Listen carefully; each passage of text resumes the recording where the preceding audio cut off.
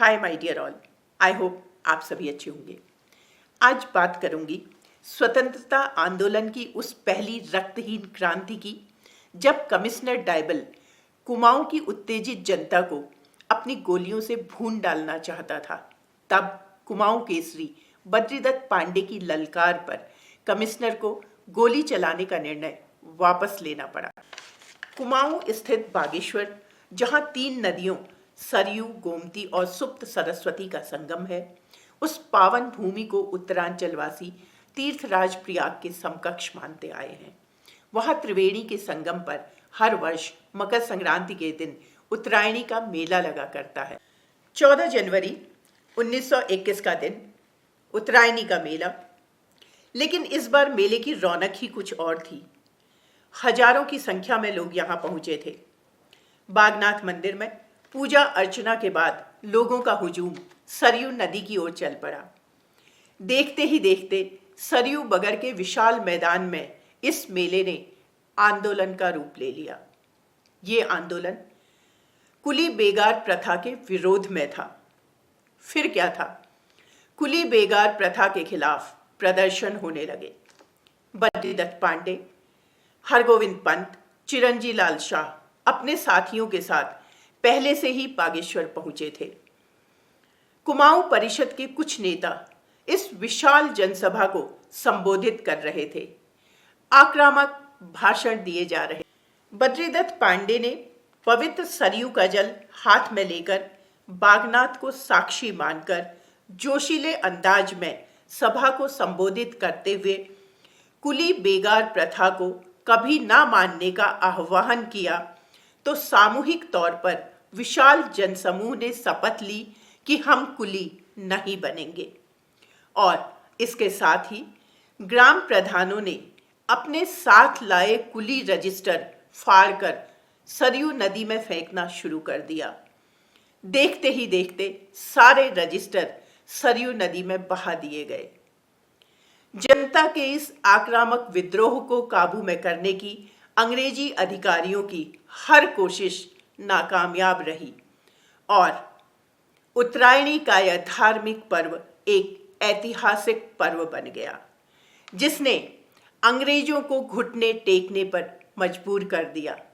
परिणाम, ब्रिटिश हुकूमत ने सदन में एक विधेयक लाकर इस प्रथा को हमेशा हमेशा के लिए समाप्त कर दिया और इतिहास के पन्नों में यह आंदोलन रक्तहीन क्रांति के रूप में जाना जाने लगा। आप सभी का स्वागत है आपके अपने ही YouTube channel Manjusha and influencer में। 1815 में अंग्रेजों ने गोरखाओं को हराकर टिहरी के अलावा उत्तराखंड के बाकी हिस्से को अपने अधिकार में कर लिया था। इस पूरे क्षेत्र को एक प्रशासनिक इकाई के रूप में कुमाऊं कमिश्नरी का दर्जा दिया गया। वैसे तो हजारों साल तक चंद शासनकाल में और फिर गोरखाओं के राज में पहाड़ी जनता को दास बनाकर शोषित किया जाता रहा था, लेकिन 1815 के बाद इस प्रथा का नया स्वरूप सामने आया, जो कुली बेगार, कुली उतार और कुली बरदायस के रूप में प्रसिद्ध हुआ। जब अंग्रेज अधिकारी पहाड़ पर भ्रमण के लिए आते थे, तो उनका सामान उठाने के लिए स्थानीय जनता को निःशुल्क व्यवस्था करनी होती थी, जिसे कुली उतार कहा जाता था। उनके स्टे के दौरान क्षेत्रवासियों से निःशुल्क काम करवाया जाता था, जिसे कुली बेगार कहा जाता था, और उनके भोजन के लिए अनाज, ईंधन, फल, सब्जी, दूध आदि स्थानीय उत्पाद ग्रामीणों से मुफ्त में लिए जाते थे, जिसे कुली बरदायस कहा जाता था। कुली बरदायस, कुली बेगार, कुली उतार को सम्मिलित रूप से कुली बेगार पुकारा जाता था। जब अंग्रेज अधिकारी, सेना की टुकड़ी, पर्वतारोही और अंग्रेज शिकारी भ्रमण के लिए आते, तो ग्राम प्रधान का दायित्व होता कि वो उन्हें उस निश्चित अवधि के लिए कुली उपलब्ध कराए। इसके लिए ग्राम प्रधान के पास एक रजिस्टर हुआ करता था, जिसमें सभी गांव वालों के नाम लिखे जाते थे। सभी गांव वाले बारी बारी से कुली बेगार दिए जाने के लिए बाध्य थे।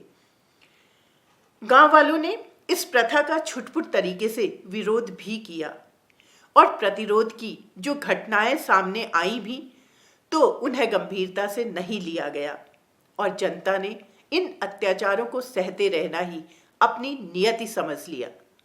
1916 में कुमाऊं परिषद का गठन हुआ।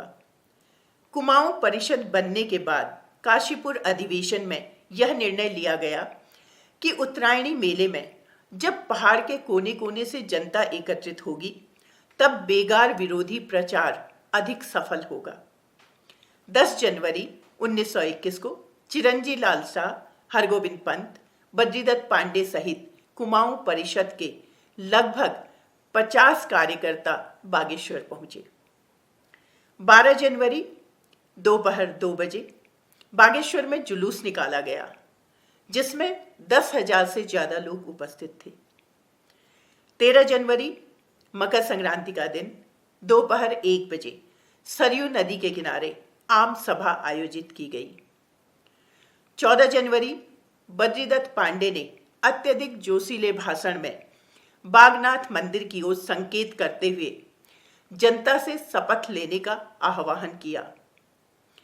सबने एक स्वर में कहा, हम कुली नहीं बनेंगे और कुली रजिस्टर सरयू नदी में फेंक दिए।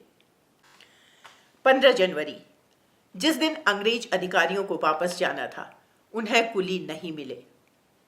इसके बाद आंदोलनकारी चुप नहीं बैठे, वो गांव-गांव गए, सैकड़ों सभाएं हुई, लोगों को इस प्रथा के खिलाफ जागरूक किया और इधर सरकार ने पूरे कुमाऊं में धारा 144 लगा दी। बावजूद इसके आंदोलनकारी आंदोलन करते रहे। अंततः दिसंबर 1921 को सरकार ने कुली बेगार व्यवस्था को गैर कानूनी घोषित कर दिया। इस आंदोलन से महात्मा गांधी अत्यधिक प्रभावित थे। उन्होंने इसे रक्तहीन क्रांति का नाम दिया। कुली बेगार आंदोलन में बद्रीदत्त पांडे की भूमिका के लिए उन्हें कुमाऊं केसरी की उपाधि से नवाजा गया। जय देवभूमि, जय उत्तराखंड।